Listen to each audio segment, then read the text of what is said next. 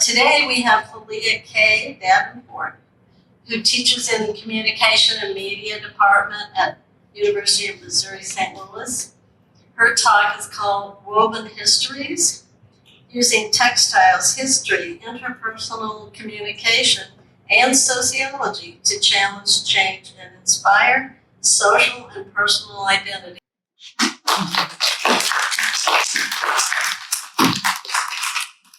So thank you for coming. It's a lot, it's a mouthful. But really, in my research or my work or my artistry, I really like to implement social justice and change. And for me, it's really about identity and how we identify as individuals. And I feel in this country especially, and for myself growing up, people wanted to tell me what I was, or they would make assumptions of what I was or how I identified or my ancestry. And so, or it also became, they felt safe to say certain things around me that should never have been said around me or to me. And so I decided to leave the world of theater and dance. So my background originally was designing costumes, as a costume designer for theater and dance. I've done it locally, nationally, and internationally. But I wanted something different. I wanted something to where I could make a change in every person's life. And it really started when I had my daughter. She is 9.5 years old now. But it was really when someone said to me that I had a white daughter. It bothered me immensely. I was like, you're erasing me from my daughter's life. You're erasing my father, who's now passed on, from her life. You're erasing our ancestors. And I didn't appreciate that. And so that's really where Torn Mixology came from, which was my exhibition at the Cransford. And so this is where I'm showing parts of it to you all. So what I did with this was in response to my daughter being called white. And so I took a moment of my life from childhood to teen years, my 20s, my 30s, and now my 40s. I just turned 42. I'm very proud. And I designed a look that was based off of moments and or moments that represented what was happening in that time frame of my life. I used imagery that my mom had sent me photos of myself from each of those time periods. And so I quilted myself into each of the outfits, as well as I did spoken word. So I've written spoken word since I was a child. And I've kept them all. My mom also shipped me one of my books that I wrote when I was about 10 years old. And I embroidered the spoken word piece from that time period into each garment by using hair weave. And so in the Black culture, hair is very important. We've been put down for our hair. We've been told that we're unprofessional when we wear our hair natural, or if it's in braids or in locks, whatnot. For me growing up, it was also being told I had the good hair, or I was asked if my hair was real. Or it would be if I had my hair straight and then the next day it was curly, they'd be like, oh, you did have a weave in your hair because now your hair is shorter. And I was like, do you understand how curls work? And so that was the point of me using hair weave to actually weave the poetry. Everything I chose was for a reason. So all the clothing is in skin tone scale. The mannequins are painted black, white, with a gray stripe down the center to represent society versus reality. So, especially in America, we live very much of this divide of either you're Black or you're white. And if you are mixed in any way, you're that in between where I was always told I was that gray area. But what people don't realize is when you look at a person, you do not know their ancestry. We assume just by a skin tone. And the other thing, too, that we don't understand or realize, I would say, in this country is that what you want to call white culture is what is white culture, right? White people have assimilated and lost their culture. So, for example, my grandmother, she just passed away like 3 years ago. She's Greek, full blood Greek. And so my name, Felia, is Greek. I'm traditionally Greek named. So my first name is my great-grandmother. My middle name is my grandmother. My Greek name is Felia. And so I take a lot of pride in that. However, if we realize what happened in the early 1900s with massive, immigration over here, which was Greeks, Italians, Jewish, German folk, Irish, right? And in New York, right? Think about the 5 points of New York. Each of those neighborhoods, and still to this day, are known by those ethnicities, right? Those cultures. However, a lot of those cultures chose to assimilate. So the language is lost, the traditions are lost, and now they check the box white. Whereas back then it wasn't, I'm white, I'm Irish, I'm Greek, I'm Italian, so on and so forth, right? And so that's the other layer that we don't think about in this country, where white culture kind of lost its identity as well. So each of these looks, though, so here's the first look. The words in the middle is the poem in which I wove into each of them. The first look, of course, is when I was a child, between the ages of 7 and 9. And so what was powerful about this exhibition happening, what it did, is that my daughter had just turned 9. And so for me as a mom, it was my daughter at the age of 9 in comparison to myself, she didn't have to live the traumas that I lived. So my mother had lost custody of my sister and I. My dad got custody, and the judge had asked us who we wanted to live with, and we had said our mother. And the judge's words were, colored parents raise colored kids better. And so we were forced to go live with our father. Love my dad, but my stepmother hated us. She didn't like us because we were mixed. She hated my mom because she was quote unquote white. So for 2 years of my life, I was told that I was worthless, that I would never amount to anything, that I wasn't good enough, that I was bad. And this happened all the time to us. And my mom eventually got custody of us again when I was about 9.5 years old. And so I lived in abuse my entire life, physical, emotional, sexual. And so because of the traumas I endured as a child, I also have something that's called CPTSD. So it's called complex post-traumatic stress disorder. I work with a trauma therapist that helps me, but I do have triggers. The trauma, so think about like a soldier when they come home with PTSD and they hear a noise and it throws that memory back. So for me, it's the same thing. If someone tells me I'm not good enough, it will start, and I start remembering how it was as a child in those moments. Unfortunately, it never goes away. It's just something that I have learned to live with. I will say this. I like to say I'm thriving. I don't like the word surviving, because I feel like when you say you're surviving after going through a lot of trauma, you're barely holding on, or you're still trying to hold on. I feel like I'm thriving now in my life because my traumas make me who I am. It helps me connect to my students. It's helping me with my daughter to make sure that I can break even generational trauma now, and that I'm very much aware of the world, that I can teach her differently than how I was taught. So for me, my traumas are also a benefit to who I am as a person, as a professor, and especially more importantly to me as a mom. So they also, like I said, it's an image of me that I quilted into each look of that time too, because the image that I chose was a moment that I remembered that was joy. And so it was, though there is a moment of sadness and there was trauma, there's also joy that lives there. And for me, I forgot the joy my whole life. I only remembered the pain.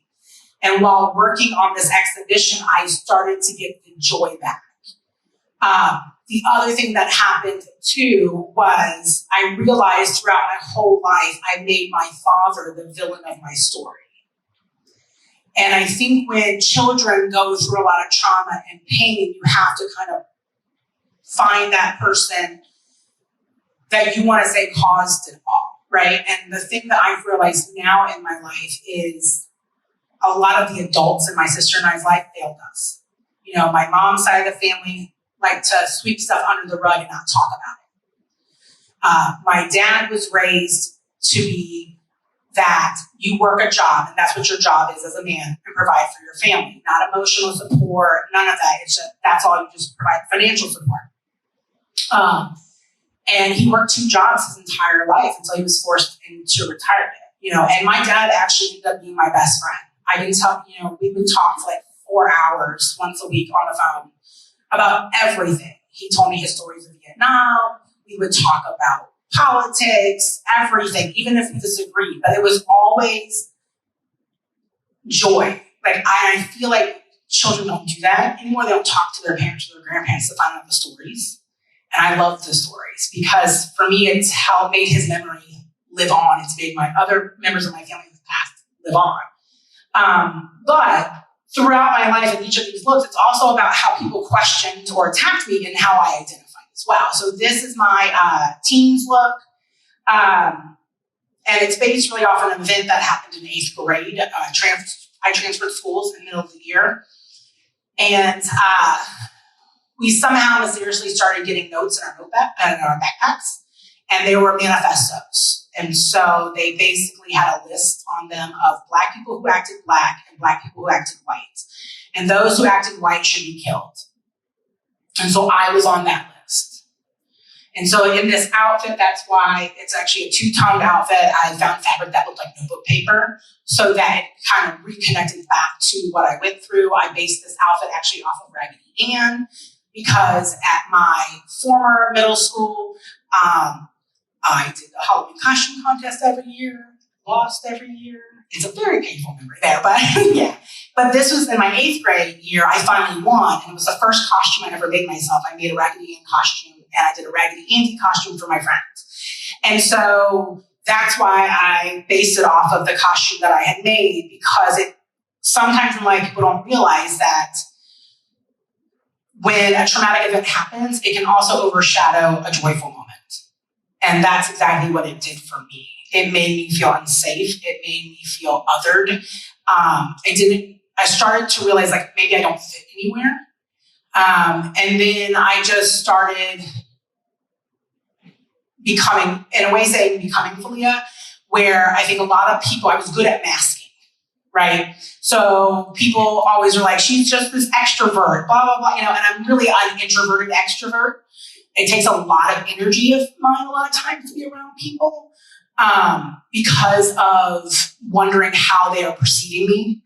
Am I saying my words correctly? Am I presenting myself correctly? Am I being too bold? Am I being it's a lot for me at times to handle.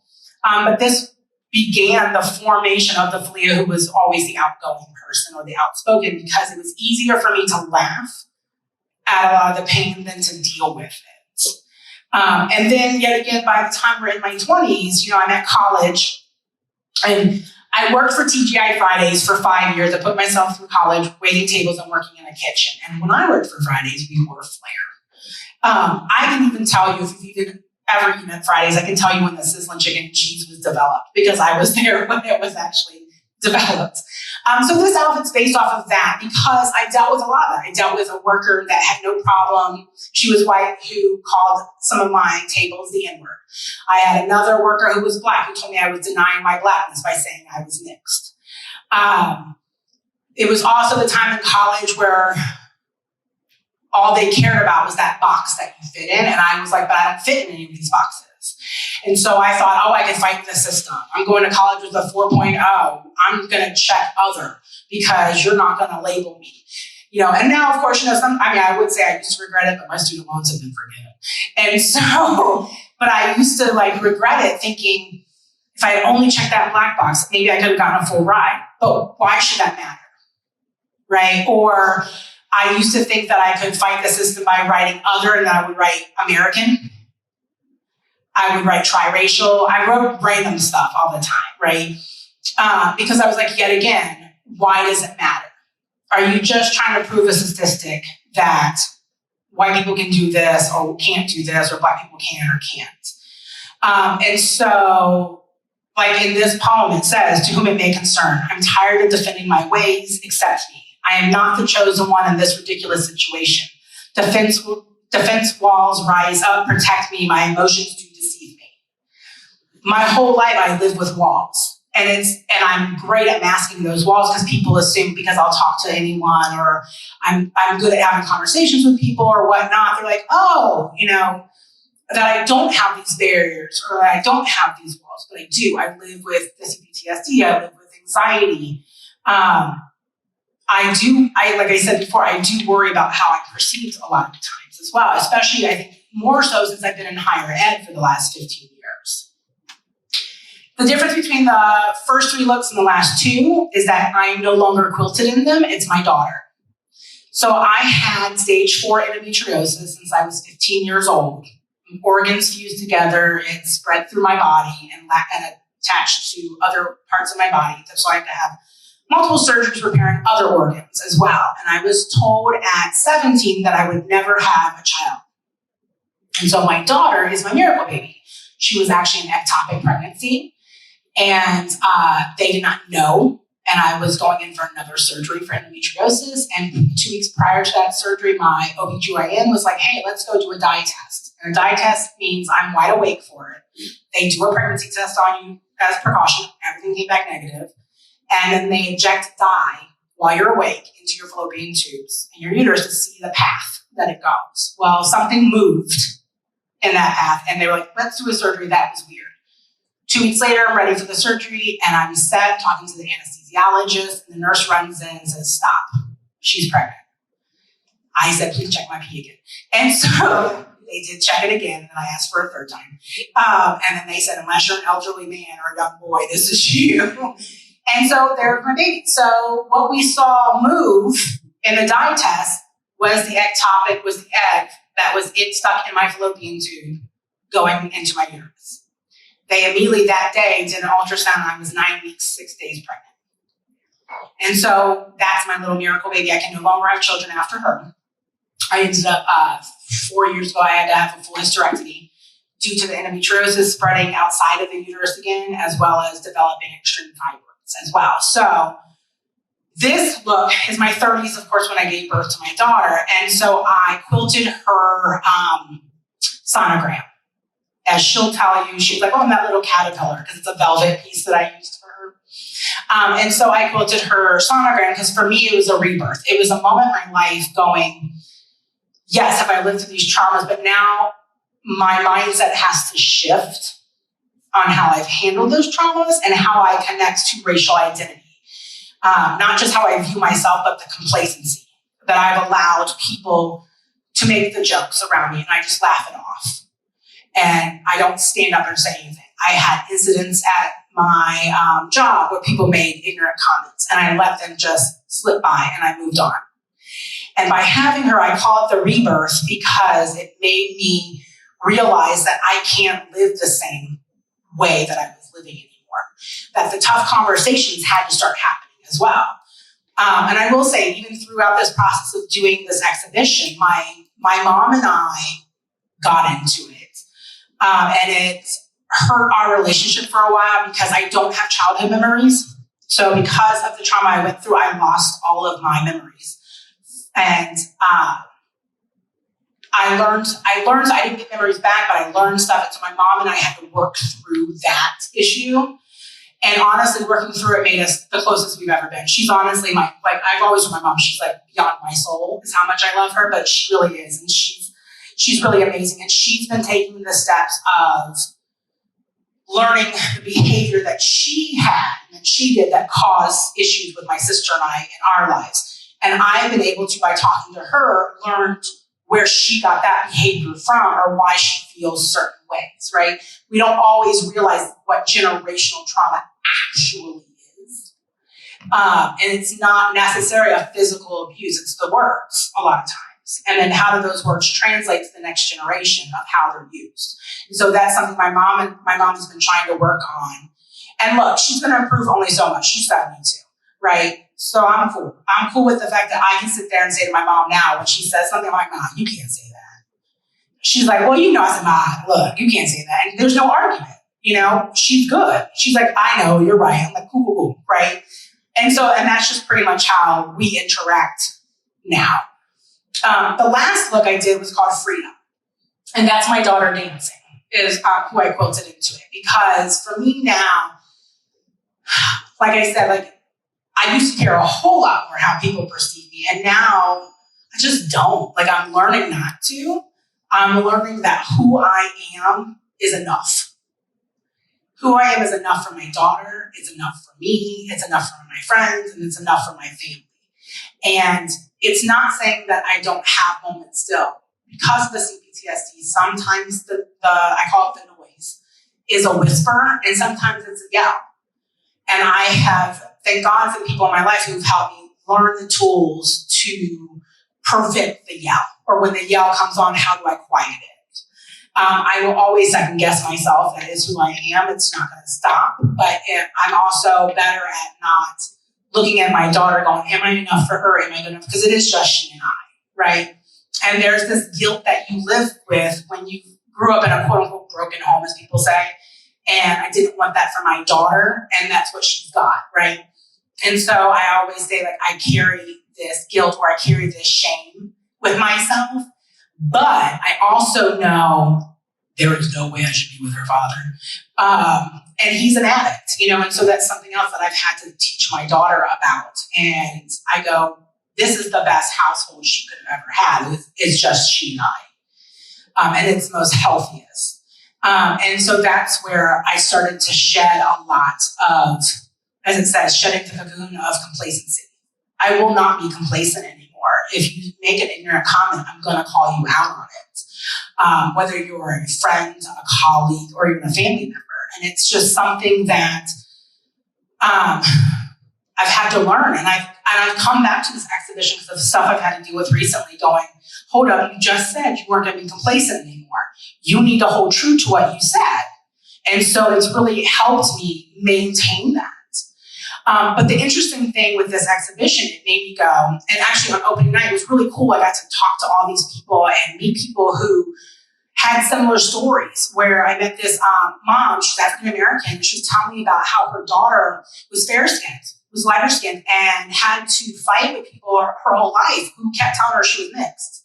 She's like, I'm not, I'm Black.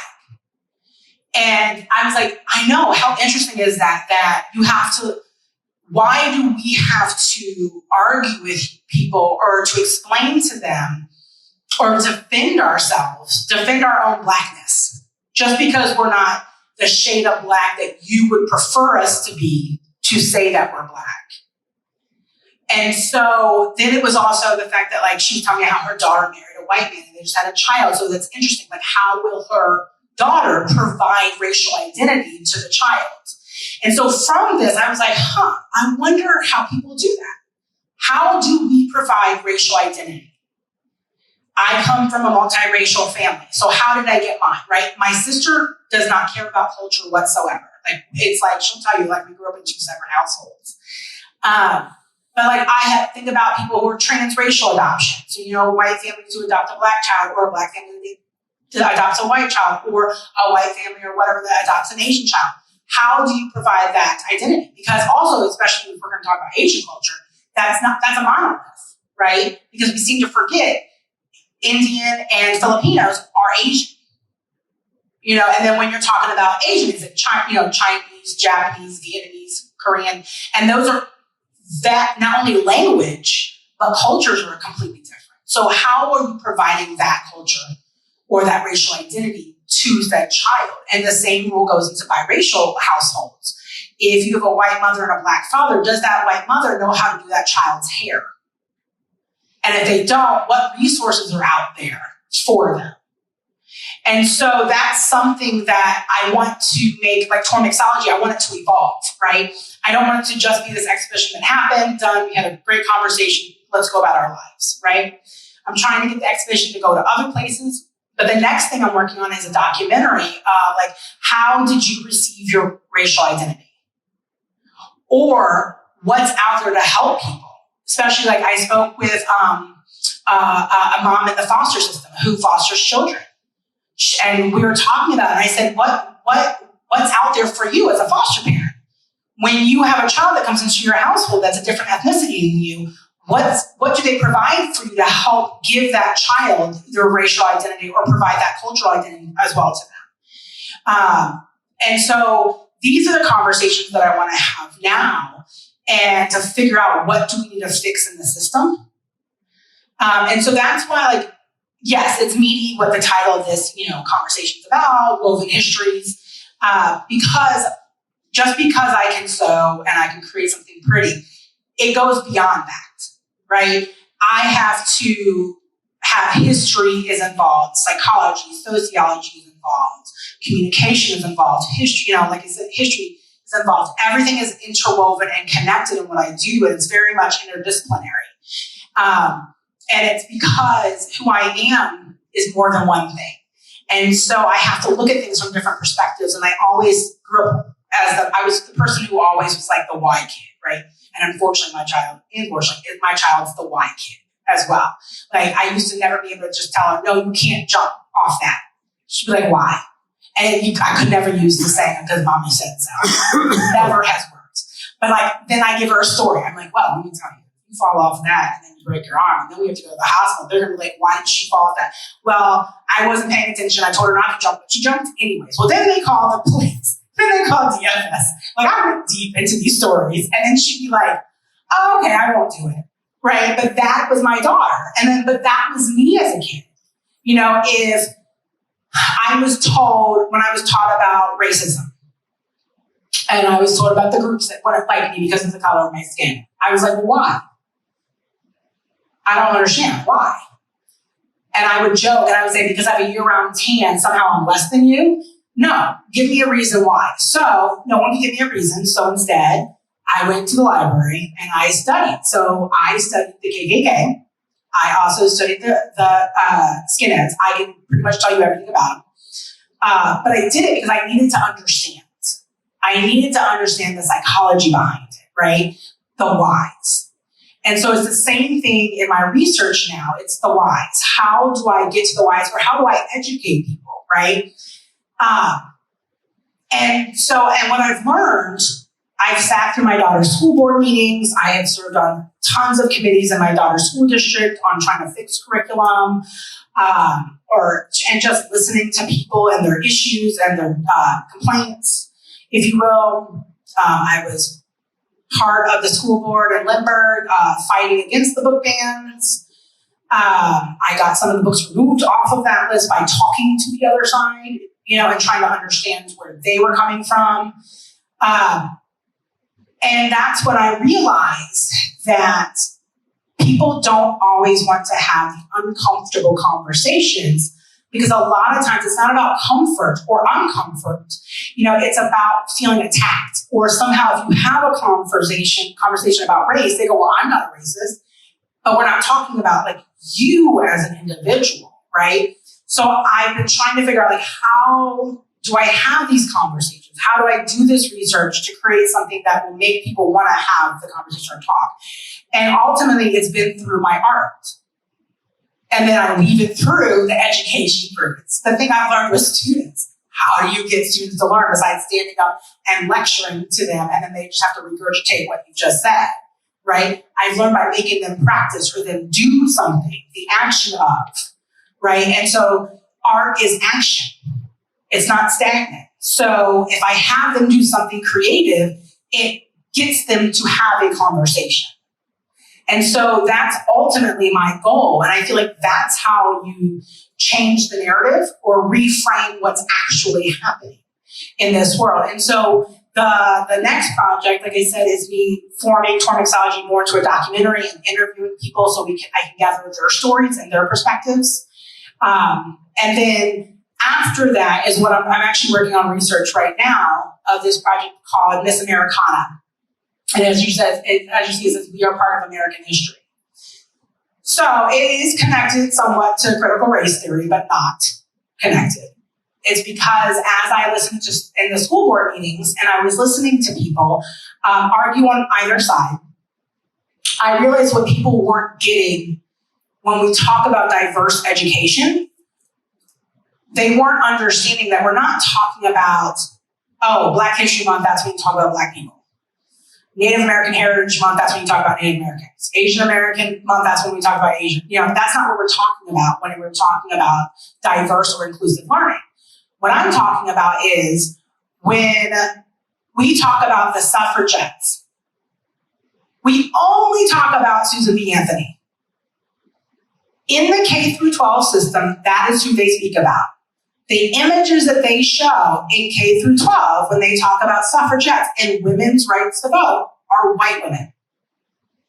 I was in high school when I realized I actually had the right to vote.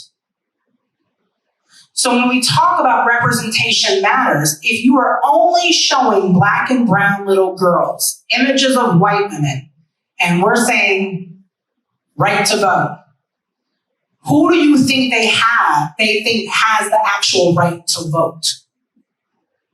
I should not have been 16 years old when I learned on my own that Black women actually have the right to vote.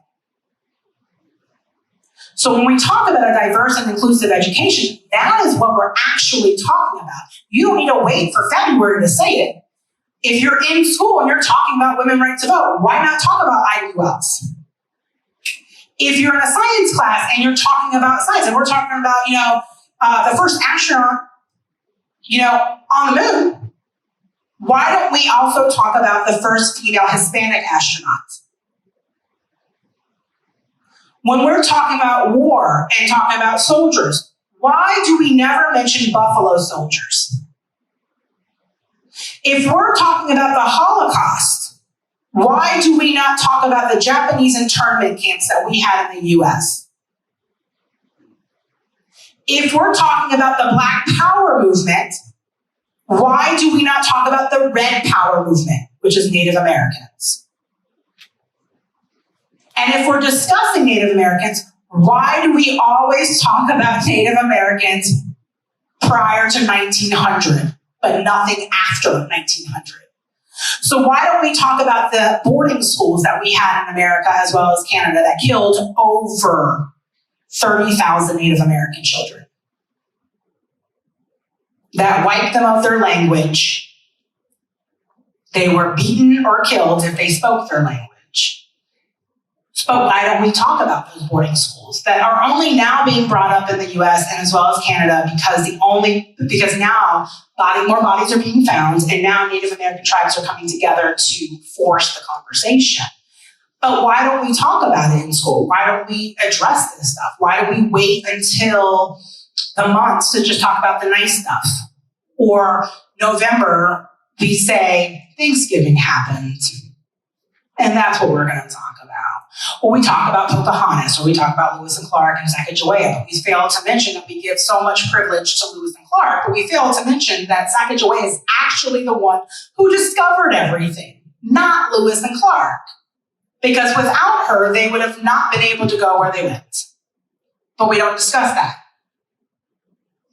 We talk about the Trail of Tears, but we don't talk about the fact that the US government actually and purposefully took blankets that were infested with smallpox and gave them to Native Americans who killed them off.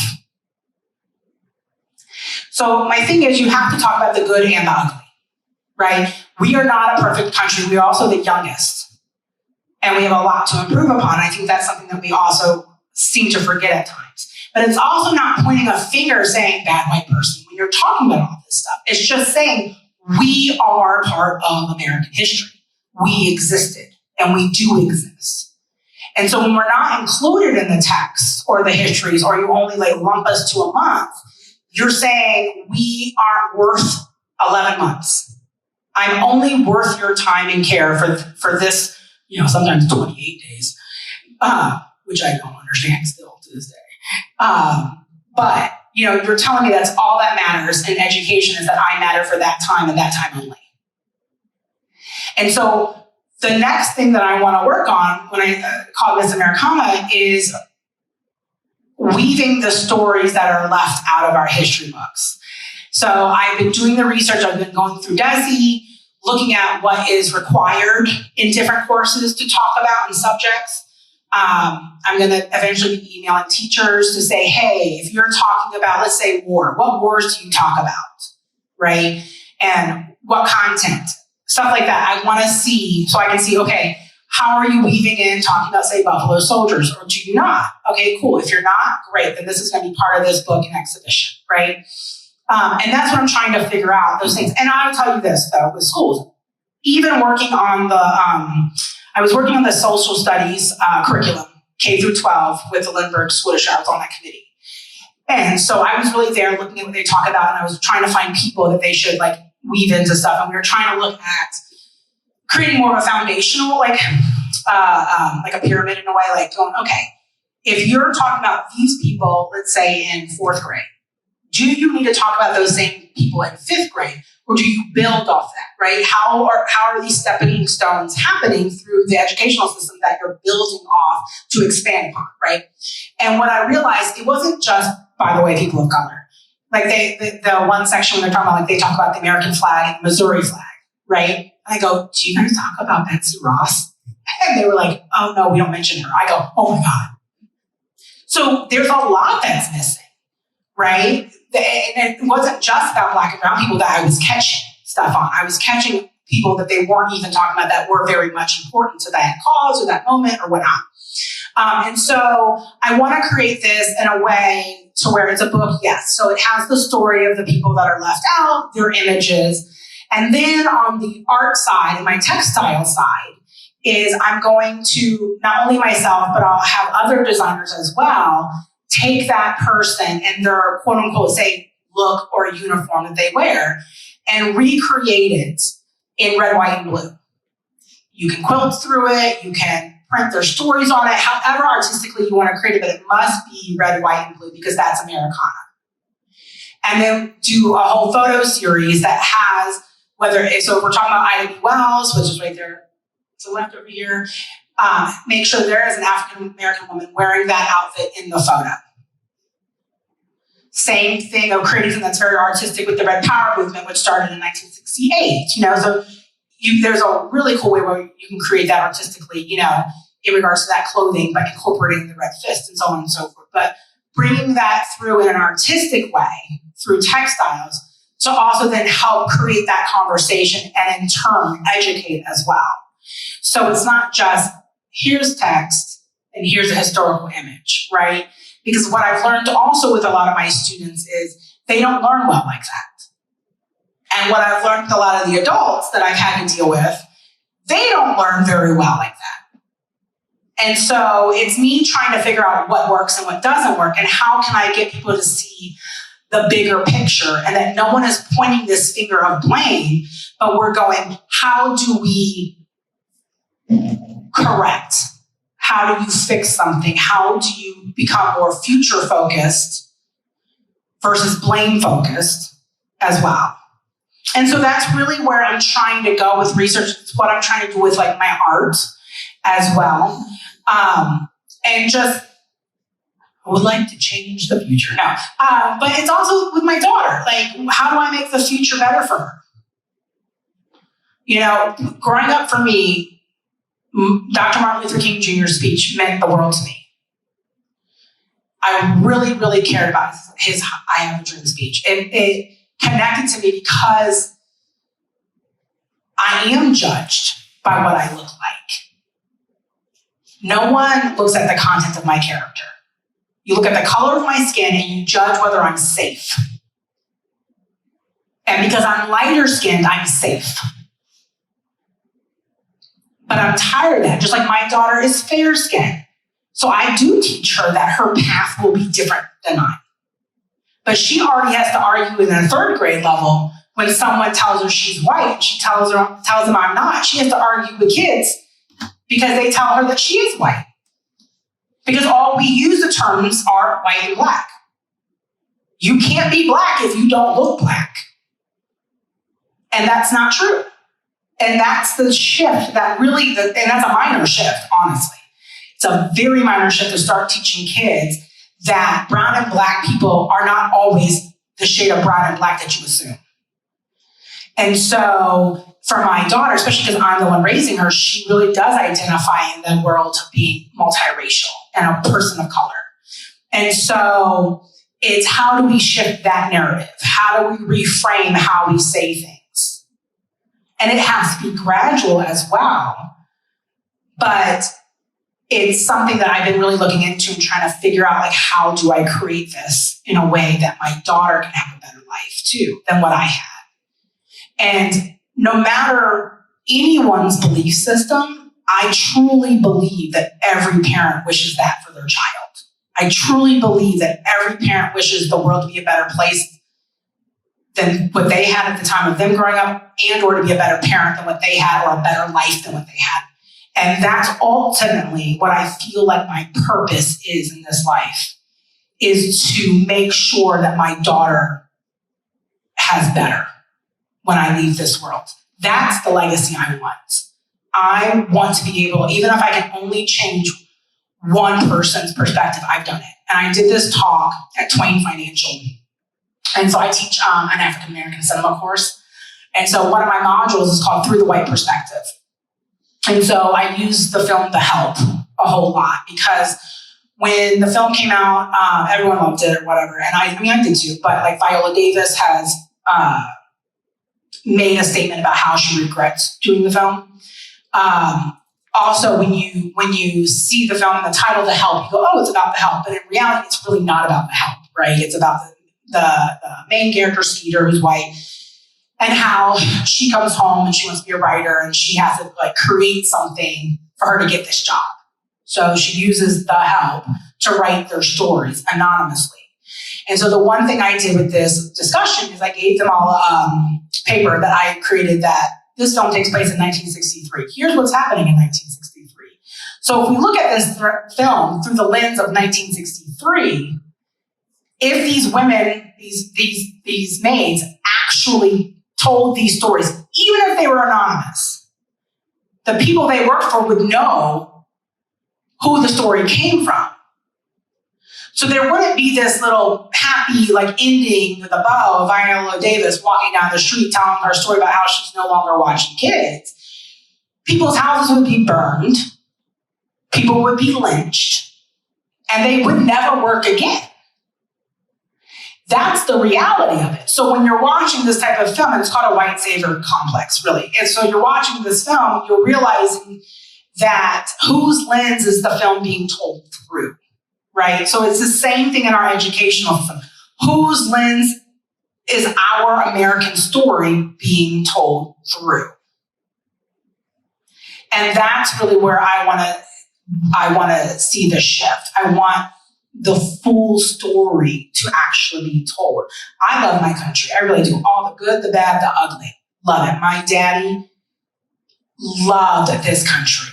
Loved it to the day he died. He had a full military burial. He's at Arlington National Cemetery.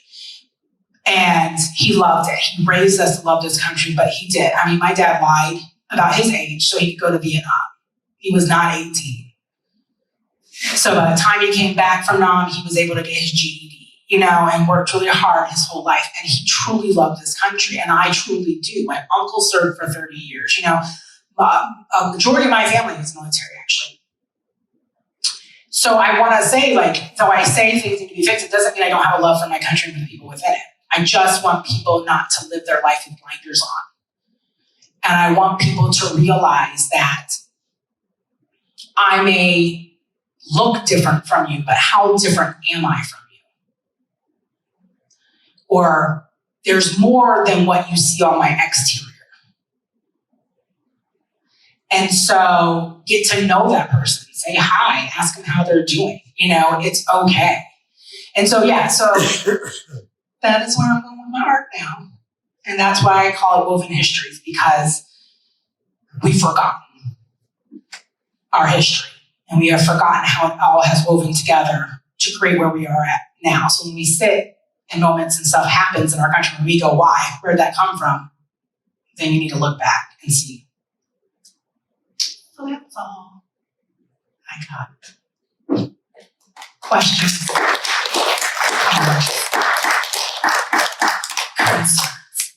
Well, I just wanted to say thank you so much for your insights, your conversation, and your artwork is so important right now. And I think for a lot of us that think about these things, it's very topical because I get so disheartened listening to the media about all of the, people are so against everything. It's exactly, I feel like you do. It's like they don't want to be blamed. They don't want to feel bad. They don't want to have hard conversations. So they're just going to ban all the books, ban the artwork, ban ban curriculum. I'm a retired teacher. They're going to ban curriculum. Yeah. And I was infuriated with the woman from Florida, one woman who was able to get Amanda Gorman's poetry banned from the school district, which she admitted she had never read, basically just because it concerned race. Like, well, we can't have a conversation about race that makes the white children feel bad. But I don't think it really does. This is the adults putting this on to what children may or may not think, because the adult doesn't want to handle their own baggage. Well, and the thing is this, where do we get our beliefs from? That's the thing. We get them from our parents. It's generational. It's completely generational. And until you are put in a different situation to change that thought, then you as a person will never, change. I mean, I've had students at Umsel that I've taught who literally tell me, like, I'm like coming to college is the first time they've met a Black person. And I'm like, oh, really? Like, that's very awkward for me to hear. But that's true, right? It does put a lot of pressure on you too, I will say, because you're like, okay, I can't represent everyone over here, but it's true because people are kept in a bubble, and then that's where that belief system breaks. I'll tell you this too. So I have a lot of tattoos, right? And no one knows. The only reason you can see like this is for my father, and it's his Purple Heart. But one of my tattoos was done by a former Klanman. So his father was a Grand Wizard in Texas. He had left to go to school outside of Texas for college and realized what he was raised in was not right. Because of the college he went to had a diverse population, right? And so he was basically told by his father that if you leave, you cannot come back, period. So leaving the Klanman, you ain't coming back to Texas, you ain't nothing, you're done. And he left. And he actually did one of my tattoos. Now, as a joke, because that's just who I am. And so, because I know a lot about the Klan, I did make him believe that, like, my great-great-grandfather was Nathan Bedford Forrest. And those who don't know who Nathan Bedford Forrest is, he is the creator of the Klan, and it's also who Forrest Gump was named after. And so, in the film Forrest Gump, it tells you, but people seem to miss that part, when he says, I was named after a man who liked to wear a sheet. They wore a sheet, like to put two holes in it, whatever. But I had this guy convinced for like a good 45 minutes. And then I was like, I'm just joking. And so that brought me humor, maybe not others, but like, it was just funny because he thought it was also weird that I knew all this stuff or whatever. But another side note too about the book bans is that 95% of the people who were trying to ban books, and I'm being very generous with that number, never actually read any of the books. And unfortunately with the school districts, the form that you have to fill out to ban a book is that you just have to write the sentence or the paragraph or the page or whatever where the offense takes place. There's a national group called No Left Turn in Education, and their goal is to try to get chapters in every single state. And they actually have a spreadsheet of all these books. And so because they know what the form looks like at the schools, on this spreadsheet gives you page number, and here's the cut and paste the sentence and this. So, and I learned that, one, from doing research, but two, I met with one of the moms on the other side, and I asked her perspective. She said she was coming from a Christian lens perspective. I said, okay, I understand, so let's talk about your issues with the books. And so like one of the books she put on there was Fences, which is a play, by the way, by August Wilson. And it is not offensive. Like August Wilson, God rest his soul, he wrote what's called the Hill District Plays, the Cycle Plays. But he wrote a play per decade that talked about the Black American experience. And it actually follows generations of I think 3 or 4 family trees, basically. And so I was like, I know this play. I designed it before. And so that's when I realized when I saw the play on it, I'm like, you guys aren't reading any of this stuff. And so I actually read every single book that was on our list in Lindbergh, and we had like 17.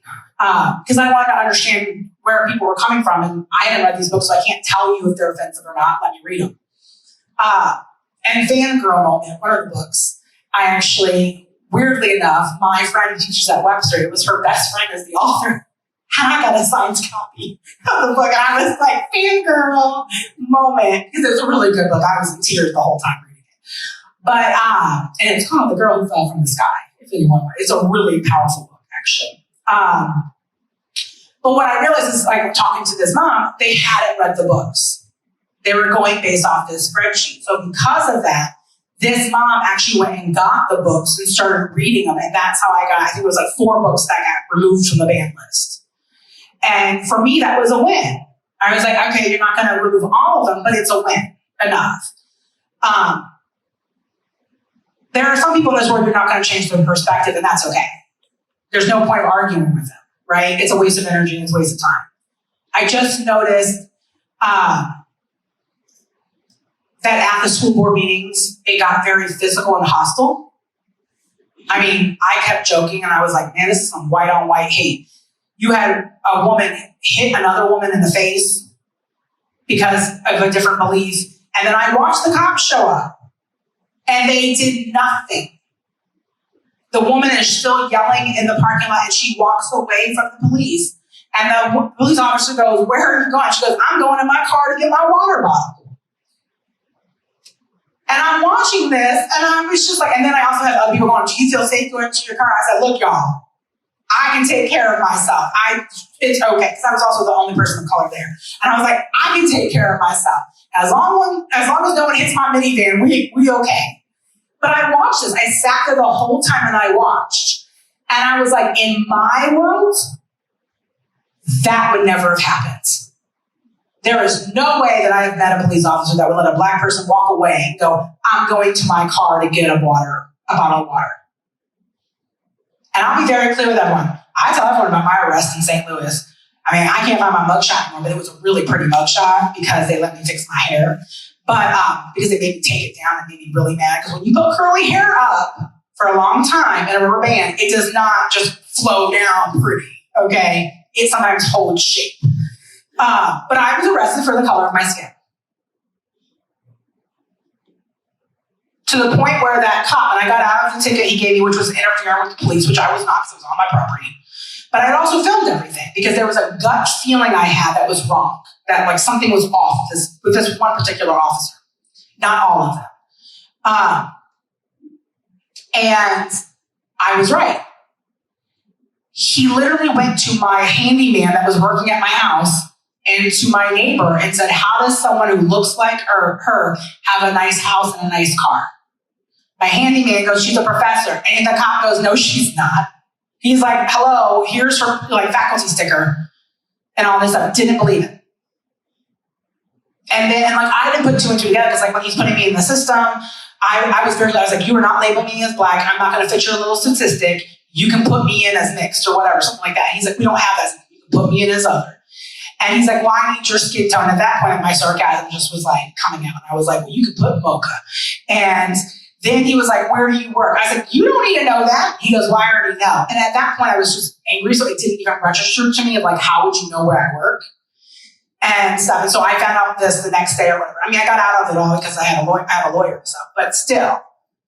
But that wasn't even that long ago, by the way. And I sold that house immediately and I moved out of that area. Because I wasn't safe and I didn't feel safe anymore in my neighborhood, knowing that that district was patrolling my neighborhood to keep me safe.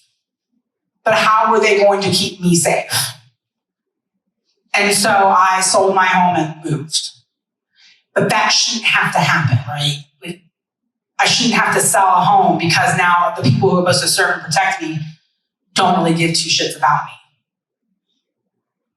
You know, and so I think that's things that we need to start to examine and re-examine as well. And I want to be clear, I don't believe all police officers are like that. I actually worked with the city cops and did trainings with them on how to actually speak to people and how to watch your tone. And that's where it's a trigger.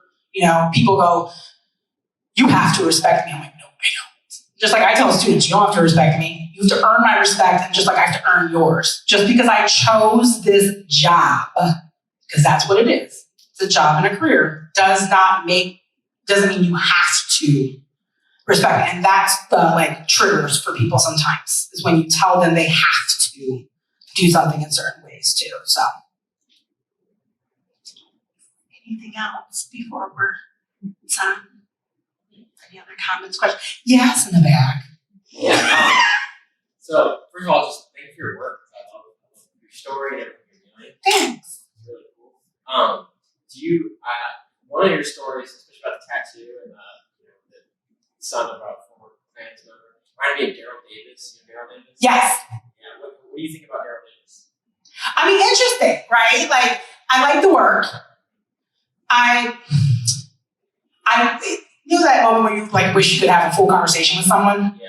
That's where I'm at with that, right? Versus just looking at stuff. Yeah.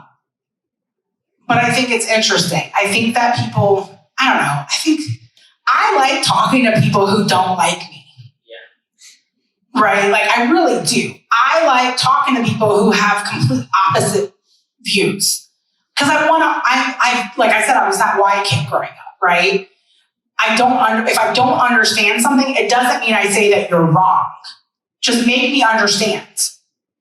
And that's kind of like where I'm with him too. Like, I'm like, oh, this would be such a great conversation. Maybe you could give everyone context of what he does. I mean, it's similar thing around. It's similar stuff. Like, didn't he have a piece here? I'm not sure. No. If he gave us some first or not, but for anyone that doesn't know, he's known for like de-radicalizing family members and getting them to, stop being racist. And he's a blues musician, so he kind of connects with people on the level of music, and just gets to know them and figure out why they think these terrible ideas, and gets them to take a different path. And the thing is, you learn too with these conversations, you learn that a lot of times those beliefs are set, like I said, from the parents. They've never actually met people like the ones in which they hate. It's just because that's how they're bred, right? That's kind of I'm having a brain fart right now. Any other? I'll remember. Karen. I was wondering if I got the chronology right. I think maybe Barack Obama was president when your daughter was born. She was born in 2013. And so, do you think that Obama being president made it any kind of difference in her childhood versus yours? No. None at all. I'm very clear. I love Obama. I'm also very clear to people that I would have voted for McCain if he had not had Palin connected to him, because that did not help him at all. But I do love Obama. I really do agree with people who talked about how he was like JFK, the way in which he spoke and the way in which he carried himself. To me, he was accessible. And I think a lot of times the presidents that we've had were not accessible with how they carried themselves. But it did not change. I think that Obama's presidencies made us complacent. It made us go, oh, look, we're not racist. We have a black man as president. We failed to remember he's actually mixed. Then it was very evident when he was attacked for his birth certificate that's really where our mindset really was, right? But no, it didn't make any difference in regards to my daughter being born or when, just because I think, let's be real, if we know really about, the government, we know the president really doesn't have much power, right? They have a complete checks and balance system. I think what the presidency does, it empowers people. During his term, it empowered Black people to rise up and speak about injustices, but also to be promoted as more than a stereotype. In our last presidency, it empowered the racists. It empowered the racists to know that there was no consequence to their actions. Because what consequence was to the actions of our president at that time? He was recorded talking about women's parts and grabbing them. No consequence. He has stolen money from people, hence Trump University. No consequence. He's filed bankruptcy how many times? No consequence. We say he's a great businessman. If we look at family life, if any of us actually care about morals and ethics, right? Or family values. He has cheated on every single wife he ever had and then married the woman which he cheated on that woman with. And then they have to sign NDAs. That means you have no family morals. So it promoted a lot of things. That's ultimately what I think, personally for me, in regards to presidency. But we also don't look at different things. I could go into a whole lot of stuff. I grew up in the Reagan era, right? And I could say Nancy Reagan in regards to clothing, she promoted the red power suit, right? That is what she's known for in regards to clothing. In regards to the world of racism, Ronald Reagan was a racist. And I can say it because there's proof. They chose not to release the tapes until after he died. but he called Black people to Nixon monkeys who should go back home. Nancy Reagan's war on drugs actually meant war on Black people. And there's proof of that as well. She didn't go into white neighborhoods that had drug issues or to the high-powered Wall Street workers that were snorting cocaine. They went into the projects, into the hoods, and went after Black people. And so there's so much, if you really break down a lot of our presidencies, I don't care if you're Republican or Democrat, I am neither. I vote by the person. But if you really look at initiatives and you break down those initiatives and you do the actual research to see where they go, then you can start seeing, you open up your eyes a little bit more. I don't personally like the terminology Republican or Democrat because I feel like the moment someone says they're a Republican, people want to be like, you're a racist. And I'm like, you do not call someone a racist unless you have facts on that person. Because there are also Black people who are Republicans. Right? There's also LGBT that are Republicans. There's this, so same thing with the Democratic world. I just don't like that. I mean, that's where it's a hard thing that I think I've had to deal with between these things is seeing the hate among people just by a word. You can't sit there and just say I'm a Republican without someone attacking you. You can't say I'm a Democrat or I'm a liberal without being attacked or being called a name. Why? You're putting your own personal history and you're attaching it to that word. So the people who might have treated you poorly may have been Republicans, right? So now it's all Republicans. So how is that? I always say, how is that different than making a generalization about a Black person? You might have had one encounter with a Black person that was sour, so now you say all Black people are like this. So it's just kind of they are not just like apples and oranges. They're all apples, just different baskets. I have only one bone to pick with you. Your mother is not old. She's a mere 72, and there's still room for change. I'm 79, and I'm still changing and working on it. And I met a very handsome young Black man yesterday, right here at the coffee shop, and I immediately from the back said, "Oh my God, I love your hair." Oh. I love you because you're so young and I'm old and I still have eyes. And then I realized you just do not go out to Black people and start talking about their hair. Correct. The first thing.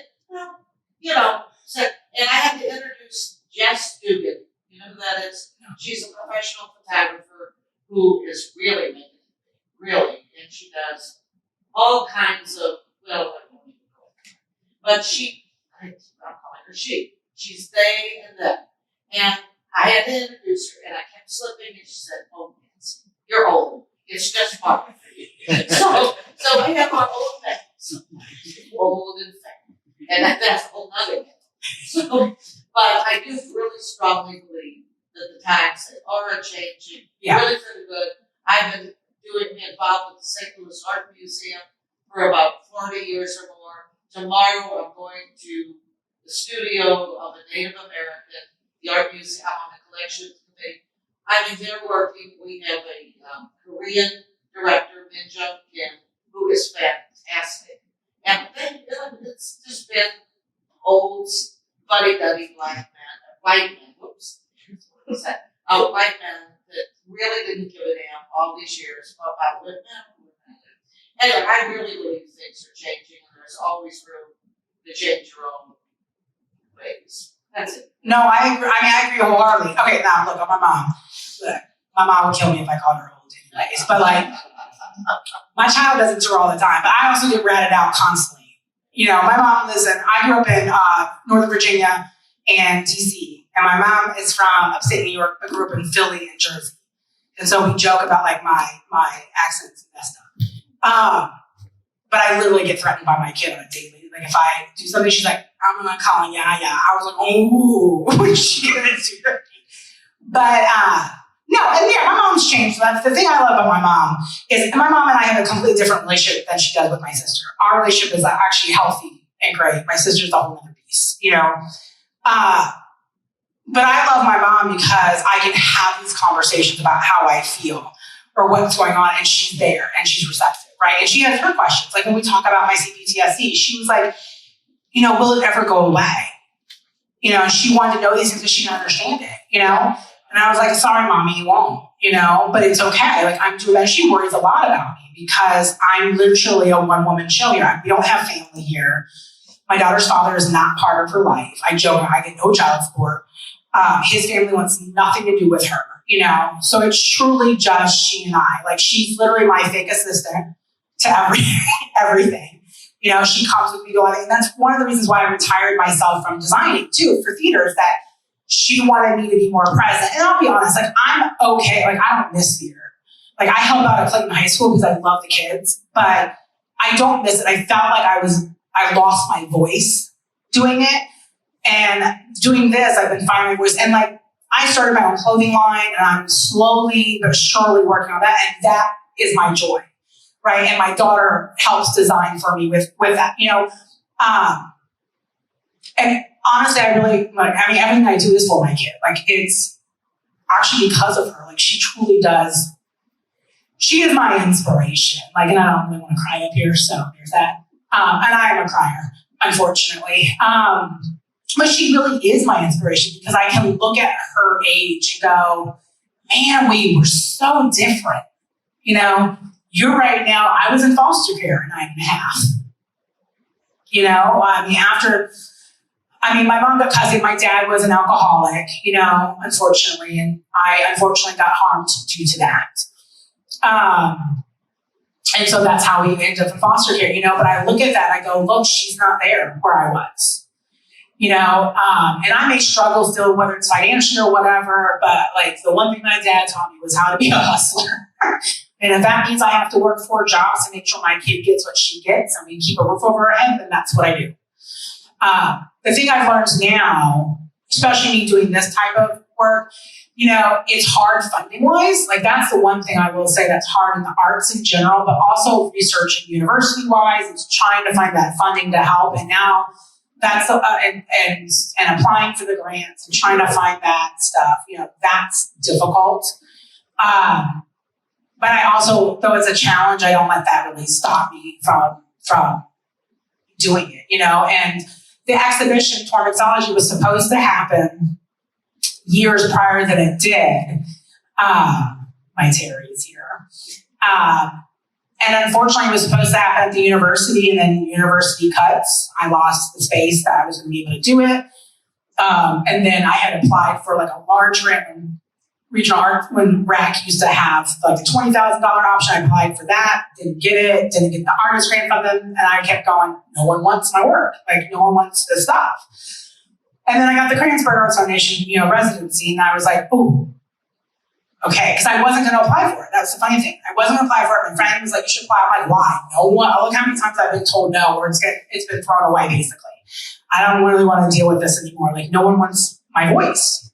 And it was yet again like, what do you do? And then I applied and I got it. And that's where, and then when it happened, like came to fruition and it was up, Brandon was there and it meant everything to me. Like, now I'm gonna cry. So anyway, it was beautiful. Like not even just seeing it, but like my daughter, we were actually like getting a dog that we were rescuing down the street from KRSTL. It was supposed to be just a foster, but I failed. And we like drove and stood outside and just stared at the exhibit outside. And it was like, and she was like, Mommy, you name. And so it was a big thing. Because I really do come from nothing, like grew up poor. I grew up in an abusive household for pretty much 18 years. But I really did. I came around here. I had to put my own self through college, put my own self through an MFA program. I've done everything on my own. And for a moment where I could just like breathe and go, you did it, and people cared. Like that meant the world. But what meant more is that my daughter sat there and was like, I'm so proud of you, Mommy. And so that's where I'm like excited about what I'm doing next and like in the future, because it's not just about her being proud of it, it's I made a difference. So as I cry. Anybody else have questions, comments, or concerns?